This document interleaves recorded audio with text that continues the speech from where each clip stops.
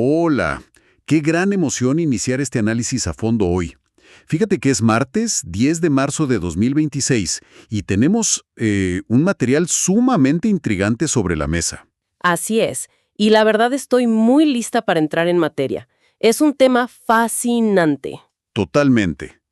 Hoy el enfoque recae sobre un conjunto de desgloses exhaustivos del capítulo 3 del libro de Éxodo, y nos estamos centrando específicamente en la histórica versión Reina Valera de la Biblia. Ujú. Una versión clásica y con un peso literario tremendo. Exacto. La misión de esta jornada es bastante clara. Queremos extraer el conocimiento más valioso sobre un texto que, bueno, no solo sirve como pilar teológico, sino como una verdadera joya histórica. 100%. Es un documento que ha moldeado civilizaciones. Tal cual. El objetivo principal es entender cómo este capítulo en particular marca un punto de inflexión monumental en la historia de Israel. Y en la historia humana, digamos. Sí, definitivo. Y el hacerlo, explorar temas profundos sobre liderazgo, la empatía divina frente al sufrimiento y esos planes de liberación que alteran por completo el curso de todo.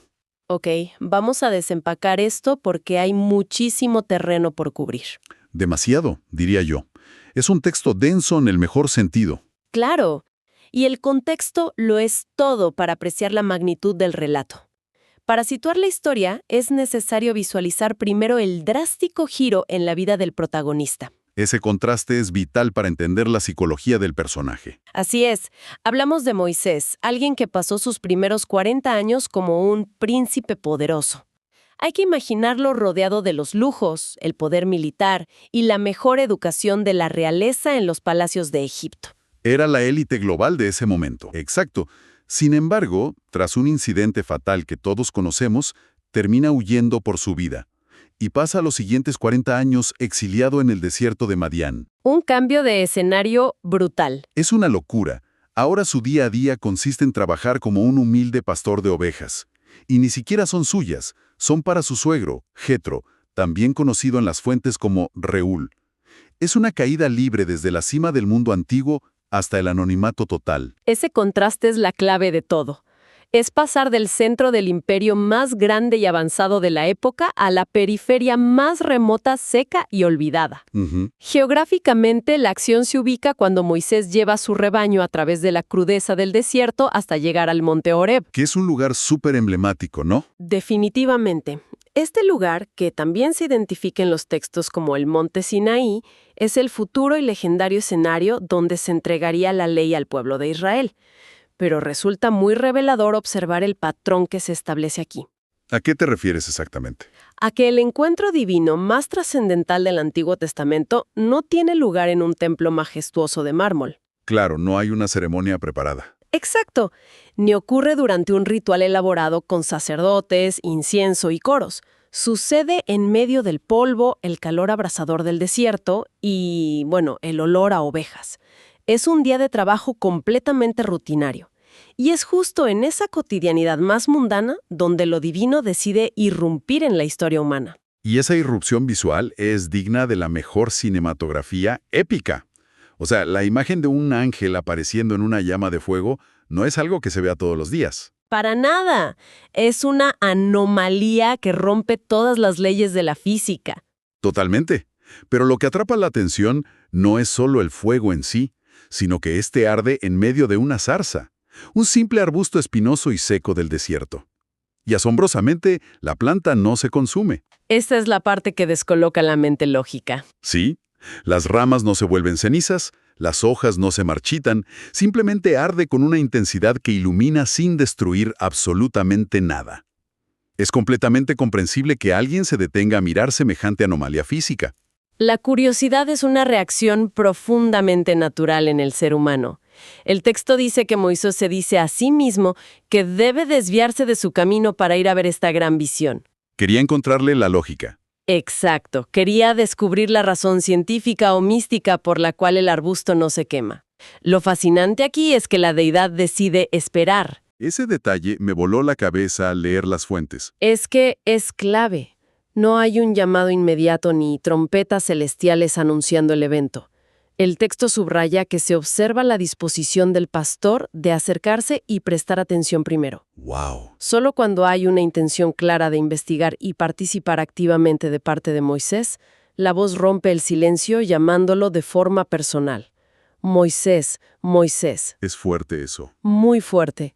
Requiere que el ser humano dé el primer paso de asombro antes de revelar el propósito. Es como si el universo entero contuviera la respiración, esperando a ver si él prestaba atención a la señal. Una hermosa forma de ponerlo. Y una vez que responde, la primera instrucción establece de golpe las reglas del encuentro. La voz le ordena no acercarse más y le exige quitarse el calzado porque el lugar que pisa es Tierra Santa. Ajá. Ahora, para una mente moderna esto puede sonar un poco extraño. ¿Por qué la arena y las piedras de una montaña al azar de repente son consideradas sagradas? Para entender eso, hay que introducir un término clave en el análisis teológico, la teofanía. Teofanía. Exactamente. En palabras sencillas, una teofanía es el momento exacto en que la presencia de Dios rompe el velo de lo invisible y se manifiesta físicamente en el mundo material, en este caso a través de ese fuego inextinguible. Claro, es el punto de contacto. Y en el antiguo Medio Oriente, quitarse el calzado era la máxima señal de respeto. Era reconocer la propia impureza y humanidad frente a la majestuosidad absoluta. O sea, no era por la montaña en sí. Para nada. La tierra de ese monte no tiene absolutamente nada de mágico por sí misma. Si alguien hubiera tomado un puñado de esa arena el día anterior, habría sido simple polvo del desierto. Polvo y piedras comunes y corrientes. Tal cual. El lugar es Tierra Santa, única y exclusivamente por la presencia que lo habita en ese segundo. Es la presencia la que transforma lo ordinario en sagrado. Y luego viene el choque de identidad. Al escuchar que la voz se identifica como el Dios de sus antepasados, el Dios de Abraham, Isaac y Jacob, Moisés reacciona de la única forma lógica. Se aterroriza. Cubre su rostro por un terror reverencial absoluto. Entiende frente a quién está parado. Es increíble intentar siquiera imaginar ese nivel de asombro y reverencia. El darse cuenta de que se está literalmente frente al creador del cosmos. Te cambia la vida en un segundo. Totalmente. Pero lo que rompe los esquemas en este relato es que a pesar de ser un ser tan imponente que te obliga a cubrirte el rostro de miedo, la historia da un giro hacia algo súper íntimo. Un giro narrativo inesperado, sí. El relato no presenta a un ser supremo frío, distante o calculador que solo mueve las piezas del universo desde lejos. Hay una atención muy específica al dolor humano. Así es. Las fuentes son claras en esto. ¿Cómo describen los textos exactamente esta reacción divina ante el sufrimiento de los esclavos en Egipto? El pasaje desmantela por completo esa idea filosófica de un motor inmóvil o una deidad apática de la que hablaban los griegos. Ajá. Lo hace utilizando 4 verbos de acción extraordinariamente específicos y progresivos. A ver, repasémoslos. Primero, dice que ha visto la aflicción. Visto. Segundo, que ha oído el clamor a causa de los opresores. Oído. Tercero, que conoce íntimamente sus angustias. ¡Wow! Conoce. Esa es profunda. Y cuarto, el más dinámico y radical de todos, que ha descendido para librarlos. Ha descendido. Rompe toda la distancia. Exactamente. Ver, oír y conocer, en este contexto no significan simplemente acumular datos o leer un reporte sobre el estado de la esclavitud. No es estadística. Para nada. Implican una conexión empática brutal. El dolor de los oprimidos ha resonado en lo más profundo de la realidad divina, provocando una respuesta directa y transformadora. Y esa transformación no es un simple alivio temporal. No es como darles un fin de semana libre a los esclavos para que descansen. No, es un cambio de régimen total. El plan es monumental. Es sacarlos de las garras del imperio y llevarlos a una tierra buena y ancha. Una que poéticamente las fuentes describen como un lugar que fluye leche y miel. Un símbolo absoluto de abundancia. Abundancia, nutrición, libertad. Es el plan maestro de salvación perfecto. Un Dios todopoderoso bajando a resolver el problema con su infinito poder cósmico. Pero Exacto. Pero aquí surge una contradicción enorme. Si ya descendió para liberarlos de forma directa, ¿por qué involucrar a un pastor exiliado y temeroso? esa es la gran paradoja del liderazgo en este texto. Es fascinante. Después de revelar toda la empatía, el conocimiento detallado del sufrimiento y el plan maestro perfecto, el método elegido para ejecutar la liberación es un ser humano sumamente defectuoso. Muy defectuoso, y con un historial complicado. La frase del texto es directa y sin anestesia. Ven, por tanto, ahora y te enviaré a Faraón. Te enviaré a ti. ¿Qué peso? La compasión divina impulsa la acción en el mundo real, claro, pero requiere de un instrumento físico para manifestarse. El ser infinito elige obrar mediante lo finito. Es una colaboración inesperada. Es una demanda de liderazgo en su estado más puro. No se trata de que una fuerza mágica lo resuelva todo desde el cielo, sino de forjar a una persona real para que enfrente la tiranía del mundo real en nombre de la justicia. Aquí es donde se pone muy interesante, porque ante una comisión de este calibre diplomático y militar, la reacción esperable en cualquier epopeya clásica sería que el héroe inflara el pecho. Que sacara la espada y gritara por la libertad. Exacto, que aceptara su glorioso destino sin dudar. Pero Moisés hace exactamente lo contrario. Entra en pánico. Básicamente, intenta inventar cualquier excusa posible para no ir. Es el equivalente antiguo de decir, uy, me encantaría derrocar al imperio más poderoso del mundo y liderar el éxodo, pero justo hoy tengo que bañar a las ovejas. Tal cual, una evasión total. Su primera respuesta es una objeción llena de inseguridad. Pregunta directamente, ¿quién soy yo para ir a Faraón y sacar a Israel de Egipto? Y esa objeción refleja el enorme peso psicológico de 40 años de aislamiento, de sentirse un completo fracasado. Es que hay un trauma ahí. Mucho. Cuando era un príncipe joven y fuerte, intentó liberar a su pueblo con sus propias manos y todo terminó en un desastre que lo hizo huir por su vida. Ahora, a sus 80 años, se percibe a sí mismo como un don nadie, alguien completamente descalificado para la tarea. Síndrome del impostor elevado a la máxima potencia. Literalmente. Pero la brillantez de la respuesta divina es que no intenta subirle la autoestima. Ah, claro. No le dice, tú puedes, confía en ti. Exacto. No hay un discurso motivacional diciendo que tiene grandes habilidades de liderazgo o que conoce perfectamente los pasillos de la corte egipcia. Que los conocía, pero ese no era el punto. La rantía del éxito desplaza el enfoque por completo. La respuesta es simple. Ve, porque yo estaré contigo. Yo estaré contigo. Cambia todo el eje. La suficiencia para la tarea no recae en la identidad o el currículum del mensajero, sino en el respaldo absoluto de quien lo envía. Y la prueba de esto será volver a adorar en esa misma montaña tras la liberación según el texto. Un ancla hacia el futuro. Es una forma fantástica de quitarle la presión de los hombros. Pero claro, la crisis de identidad continúa. El hombre anticipa la logística del problema. Porque no iba a ser fácil convencer a la gente. Definitivamente no. Hay un pueblo que lleva generaciones siendo esclavizado, con el espíritu completamente roto. Lógicamente van a cuestionar la autoridad de este supuesto salvador que aparece de la nada después de 4 décadas de silencio. Tienen todo el derecho a dudar. Así que surge la segunda gran objeción de Moisés. Si me preguntan el nombre del Dios que me envía, ¿qué les voy a responder? ¿Quién eres? Una pregunta fundamental. Y la respuesta a esta pregunta parece ser uno de los conceptos filosóficos y teológicos más densos de la literatura antigua en general. ¿Qué significa realmente ese nombre revelado? La revelación de ese nombre trasciende cualquier simple etiqueta, título o nombre propio tradicional. La respuesta contundente es: yo soy el que soy. Yo soy el que soy. En el idioma original hebreo, la frase es Ejie, Asher, Ejie, que es la raíz fundamental del nombre sagrado YHWH, traducido comúnmente en nuestras fuentes como Jehová o el Señor. Que tiene unas implicaciones inmensas. Si conectamos esto con el panorama general, hay que comprender que en el antiguo Medio Oriente, conocer el nombre de una deidad era tener acceso directo a su esencia. Era conocer su carácter y su autoridad íntima. Precomunica 3 pilares monumentales que sostienen toda la narrativa. El primero es la autoexistencia. ¿Cómo explicaríamos eso para quienes nos escuchan? Para ponerlo en términos accesibles, todo lo que se conoce en el universo físico, desde un árbol hasta una estrella masiva, depende de algo más para existir. Claro, el árbol necesita agua, la estrella gas. Se requiere oxígeno, gravedad, reacciones químicas previas, pero este nombre afirma ser la única entidad que no necesita absolutamente de nada ni de nadie para existir. Es la causa sin causa. Es como si fuera la batería inagotable que alimenta y sostiene a la realidad misma. Qué buena analogía, la batería de la realidad. El segundo pilar es la eternidad, una presencia constante que trasciende las limitaciones del tiempo. Siempre ha sido, siempre es y siempre será. no está atado a un principio ni a un final. Y el tercero, supongo que tiene que ver con la acción hacia el pueblo. Exactamente. El tercer pilar es la fidelidad inquebrantable.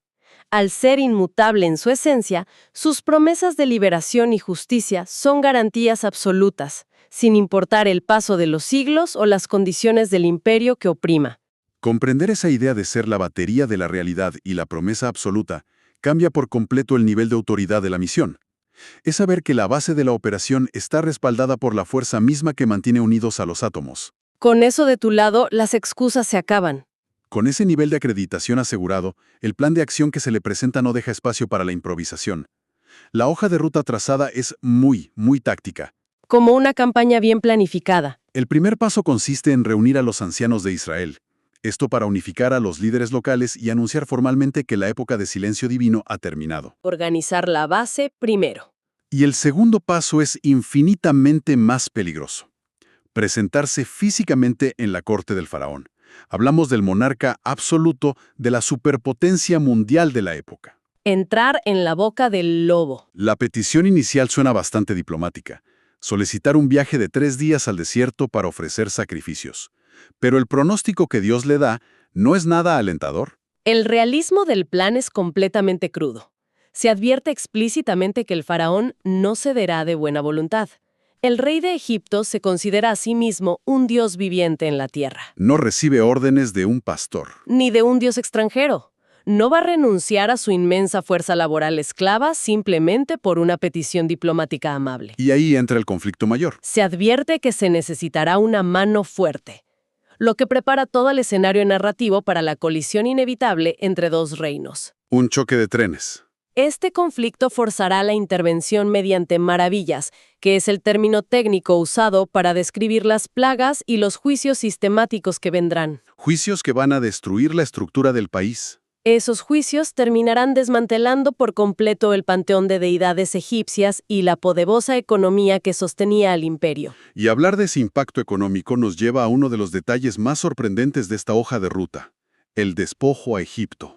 Un tema que suele causar mucha confusión. Muchísima, porque el plan asegura que cuando llegue el momento final de la salida, los israelitas no se irán como fugitivos asustados con lo puesto y ya. No van a huir de noche en secreto. El texto promete que recibirán una transferencia masiva de riqueza. Pedirán a sus vecinos objetos de plata, de oro y vestidos lujosos.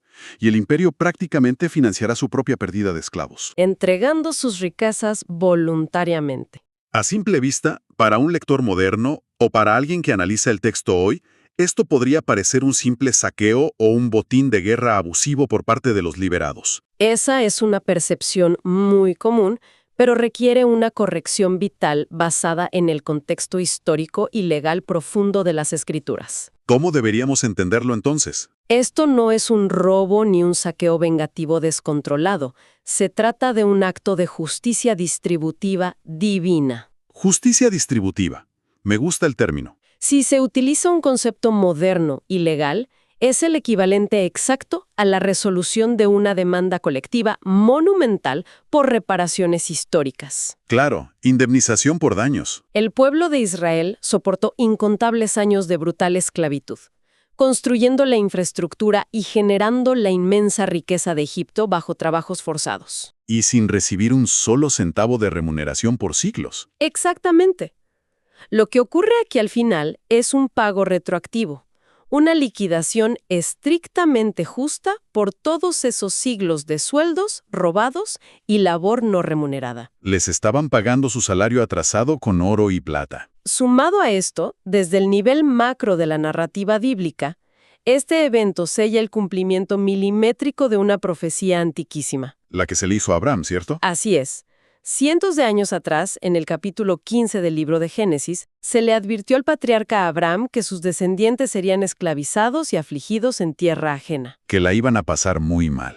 Pero la promesa decía que al final la nación opresora sería juzgada, y ellos saldrían de allí con gran riqueza. Todo estaba escrito desde antes. El despojo a Egipto es el cierre perfecto de ese círculo profético, demostrando en la práctica la fidelidad absoluta de aquel que se llama Yo Soy. Entonces, ¿qué significa todo esto? Al unir todas las piezas de este profundo capítulo, emerge una narrativa verdaderamente majestuosa. Una obra de arte teológica. Por un lado, está la revelación de una santidad abrumadora, una que exige reverencia absoluta frente al Creador del universo, pero que sorprendentemente está fusionada con una compasión empática, Que no se queda en el cielo. que desciende a la arena humana para intervenir activamente en el dolor y la injusticia, Por otro lado, está el espejo de la insuficiencia humana, reflejada en Moisés. reflejada en las muy comprensibles dudas e inseguridades de un hombre que se siente demasiado pequeño para la tarea que tiene enfrente, Y esa insuficiencia no es castigada ni desechada por la deidad. sino que es moldeada. Es contrarrestada y empoderada por la simple y poderosa promesa de la presencia divina. Además, se traza un plan de redención inquebrantable que no ignora para nada los obstáculos geopolíticos. Conoce bien cómo funciona el poder humano. Anticipa la resistencia del faraón y asegura un desenlace de justicia y reparación histórica sin precedentes.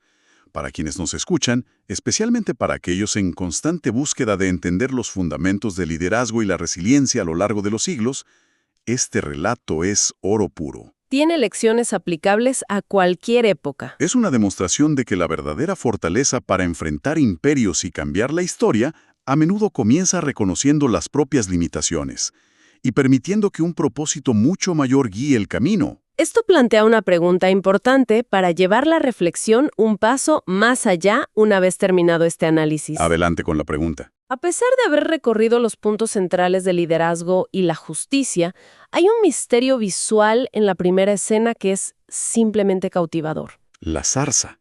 La zarza ardiente.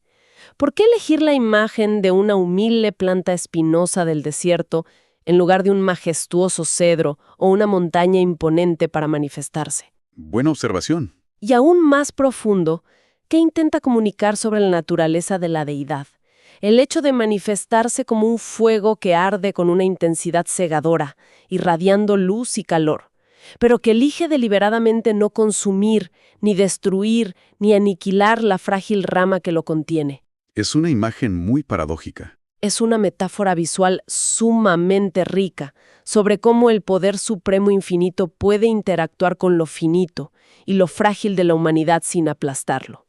Una invitación silenciosa a meditar sobre el equilibrio perfecto entre el poder absoluto y la preservación de la vida. ¡Qué enigma tan profundo para dejar resonando en la mente!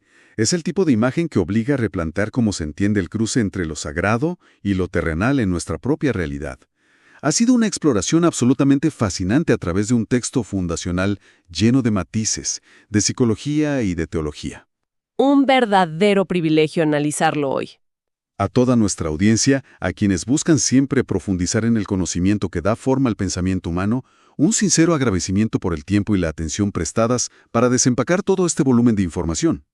Es fundamental recordar siempre que detrás de las grandes historias, los textos antiguos y las tradiciones milenarias, queda una infinidad de capas por descubrir y cuestionar. Hasta la próxima exploración detallada.